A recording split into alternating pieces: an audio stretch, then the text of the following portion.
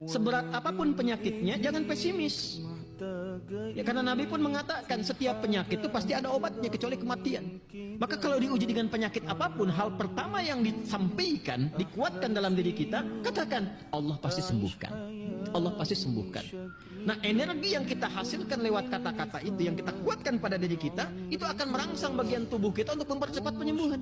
Ya, yang nggak bisa kita cegah itu kematian.